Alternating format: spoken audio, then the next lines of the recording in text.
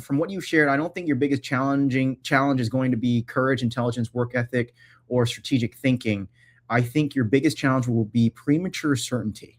One day I was just curious about my musical taste because I was trying to create my own songs. And I'm like, okay, what is the sound that I'm attracted to and why? And then is there a way for me to replicate this in my own music?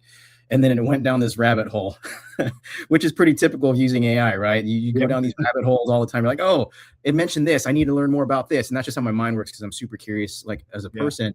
Then I somehow went down the rabbit hole of like, okay, so what does this say about, my personality overall? Why am I this way? Why do I like these songs? How does this dovetail into like what I like in terms of films, right? Or what am I like as a leader? None of your hobbies are passive.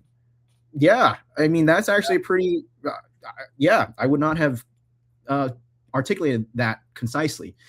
Brazilian Jiu-jitsu, continuous learning under pressure, strategic problem solving, humility, skateboarding, iterative experimentation, resilience after failure, mastery through repetition, right? Like it's not just saying, oh, skateboarding, you like to pedal a skateboard. No, it's giving me stuff I can use. No, reading some of this, I was like, wow, what a way to put skateboarding into perspective.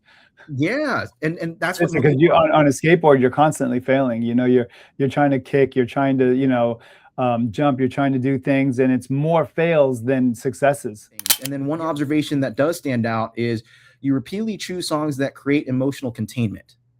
And Nabil, based on the conversations you and I have had, I feel like bringing this back to like the real life is being a first responder and being an EMT or working the firehouse or working with other fellow first responders. Emotional containment is a big deal for us.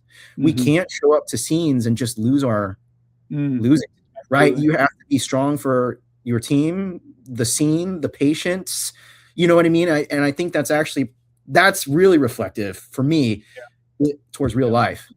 Yeah, I agree wholeheartedly. Yep. No matter what you're going through, no matter what's going on, when you show up, you got to really show up. Now it's going to be up to me to say, okay, is this accurate? Is it not? Right. And that's really the human in the loop part of AI.